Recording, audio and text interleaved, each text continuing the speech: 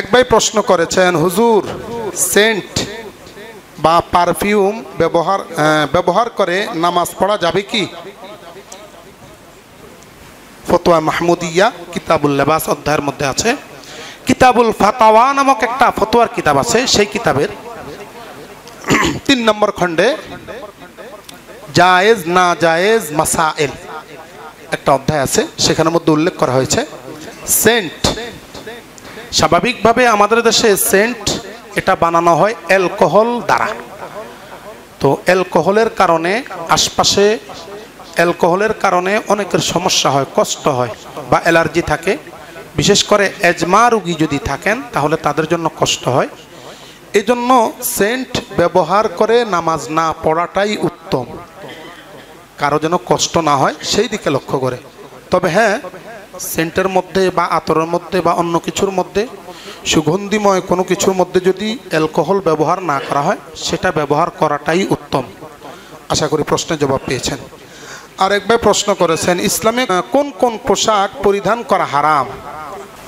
প্রশ্নটা দেখে একটা কথা মনে পড়ছে। আমি গত কিছুদিন আগে ইউটিউবের মধ্যে দেখছি, বলতেছে কি ইসলামে নির্ধারিত কোনো পোশাক নাই।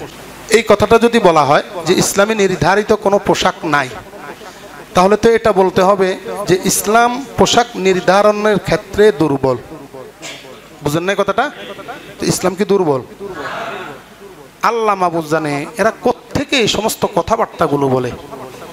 ইসলামে নির্ধারিত পোশাক যদি না থাকে, পুরা জীবনের শুরু থেকে শেষ পর্যন্ত সংবিধান দিতে পেরেছে লেবাস পোশাকের ক্ষেত্রে বুঝি একটা নির্ধারণ কোনো কিছু দিতে পারে নাই। সম্পূর্ণ ডাহা মিথ্যা কথা এই সমস্ত লোক। কোত্থেকে কথাগুলো বলে আল্লাহ মাবুদ জানে। ইসলামে কয়েকটা নীতিমালা আছে পোশাকের। এই নীতিমালার আওতা যদি হয় তাহলে ওটা জায়েজ কিংবা সুন্নত পদ্ধতি হয়ে যাবে। আর এই নীতিমালার বাইরে যদি হয় তাহলে সেই সমস্ত পোশাক ব্যবহার করাটাই হবে হারাম। যেমন 1 নম্বর, আপনি যে পোশাকটা পরবেন চাই আপনি নিচের পরিধানে ব্যবহার করেন কিংবা উপরের। 2টা অংশ, একটা হচ্ছে নাভির উপরের অংশ, একটা হচ্ছে নাভির নিচের অংশ। এই ক্ষেত্রে প্রথম কথা হলো আপনার পোশাকটা ঢিলে ঢালা হতে হবে, একেবারে ঢিলে ঢালা। 2 নম্বর হলো এটা কমপক্ষে লম্বা হতে হবে। যদি উপরের অংশের হয় তাহলে লম্বা হতে হবে হাঁটুর নিচ পর্যন্ত। 3 নম্বর হলো পাতলা না হওয়া, অর্থাৎ মোটামুটি ভারী কাপড় হওয়া, যাতে করে শরীরটা দেখা না যায়। শরীরটা এমন যেন না হয় যে একেবারে ফিনফিনে পাতলা কাপড় যে পুরা শরীরটা দেখা যাচ্ছে, এমনটা যেন না হয়। বিশেষ করে নাভি থেকে হাঁটু পর্যন্ত এটা তো দেখা যাওয়ার কোনো যুক্তিই নাই। 4 নম্বর, আপনি যে পোশাকটা পরবেন সেই পোশাকটা যেন মুশরিক অমুসলিমদের সাথে যেন মিলে না যায়। তাহলে আপনি যদি প্যান্ট পরেন তাহলে একেবারে ঢিলে ঢালা পরেন, কোনো সমস্যা নাই। আপনি শার্ট পরবেন, শার্টটা যদি আপনার হাঁটুর নিচ পর্যন্ত হয়ে যায় কোনো সমস্যা নাই, পড়তে পারেন, এটা সুন্নতের আওতায় চলে আসবে। এরপরে আপনি যদি মোটামুটি শরীর দেখা যায় না, মোটা কাপড় যদি পরেন তাহলে কোনো সমস্যা নেই। আর আপনি যদি এমন কাপড় পরেন যেই কাপড়টা বা যেই পাঞ্জাবি যে বা অথবা যেই সালোয়ারটা সেটা যদি কাফেরদের সাথে মিলে না যায় তাতে কোনো সমস্যা নেই। তাহলে এই ক্ষেত্রে আপনি দেখেন আমাদের দেশে মহিলারা যে পোশাকটা পরিধান করে উপর থেকে নিচ পর্যন্ত শরীর দেখা যায় কিনা? দেখা যায় না। এটা জায়েজ, এটাই হারাম। কথাটা ক্লিয়ার হয়েছে না? আপনি হারামটা তো জানতে চাইছেন। মহিলাদের শরীর একেবারে মাথা থেকে তালু পর্যন্ত পুরোটাই দেখা যায়, এটাই হারাম। এক কথায় পাতলা হওয়া যাবে না, মোটা হতে হবে। আশা করি প্রশ্নের জবাব পেয়েছেন। ঘর থেকে কত দূরত্বের সফরে গেলে কসর সালাত আদায় করতে হয় এবং সফরে যতদিন থাকবো ততদিনই কি কসর সালাত আদায় করতে হবে? ফতোয়া শামী বাবু সালাতুল মুসাফির অধ্যায় 2 নম্বর খণ্ড, ওখানের মধ্যে উল্লেখ রয়েছে কোন ব্যক্তি যদি 48 মাইল অর্থাৎ 77.5 কিলোমিটার দূরে যায়, নিজের ঘর থেকে 77.5 কিলোমিটার দূরে যায়, 48 মাইল দূরে যায়, তাহলে তার জন্য কসরের নামাজ। আর এই যে দূরে যাবে 15 দিনের কম যদি হয় তো যতদিন থাকবে ততদিন পর্যন্ত নামাজ কসর পড়বে। কিন্তু 15 দিনের বেশি যদি নিয়ত করে ফেলে তাহলে আর কসর পড়তে হবে না, মানে কেবলমাত্র পথের মধ্যে কসর পড়বে, আর জায়গা মতো পৌঁছে গেলে নামাজ ফুল পড়তে হবে, পুরাটা পড়তে হবে।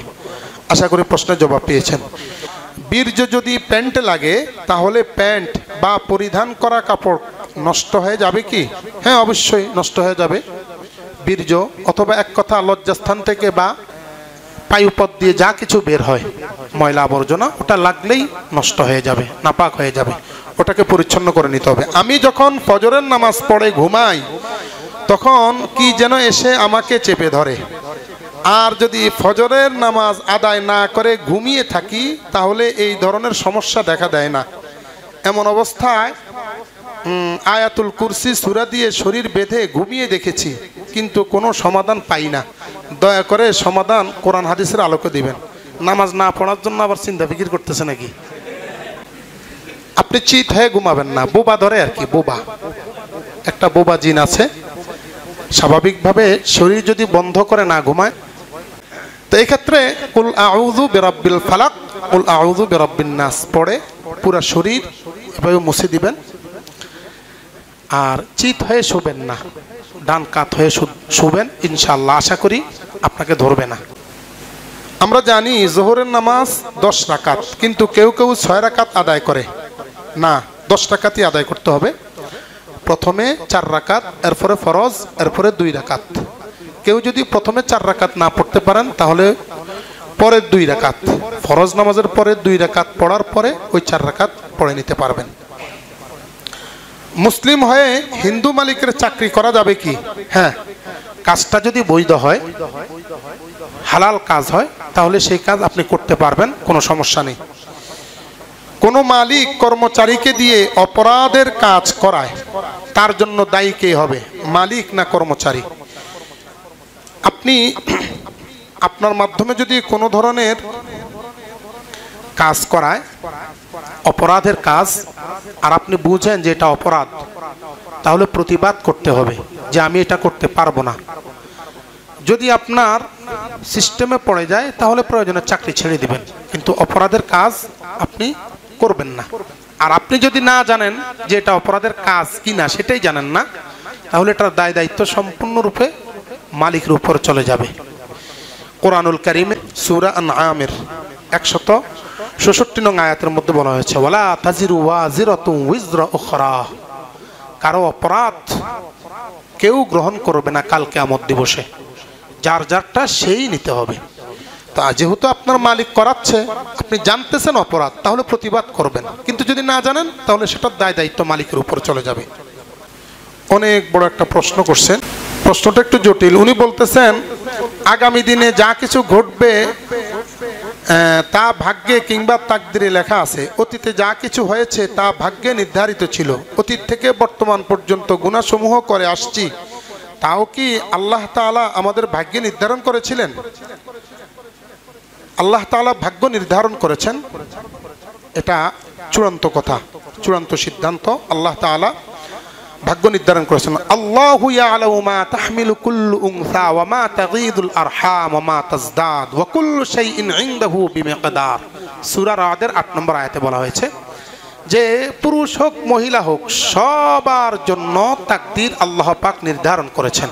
তবে গুনাহ খাতা, অপরাধ সংগঠিত হওয়ার ক্ষেত্রে আল্লাহ পাক তার হাতে ইচ্ছা দিয়ে দিয়েছেন।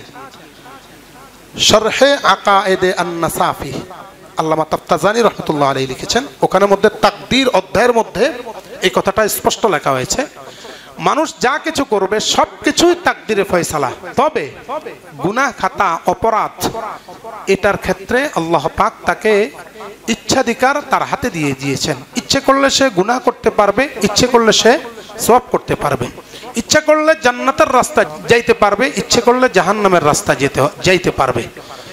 তো যেহেতু তার উপর ইচ্ছা দিয়ে দিয়েছে, এই জন্য আল্লাহর উপর কোনো কিছু বর্তাবে না, এটা আপনার উপরেই। হ্যাঁ, আপনি যদি জান্নাতের রাস্তা পান তাহলে বুঝতে হবে আল্লাহ পাক আপনার উপর রহমত করেছেন। আশা করি প্রশ্নের জবাব পেয়েছেন।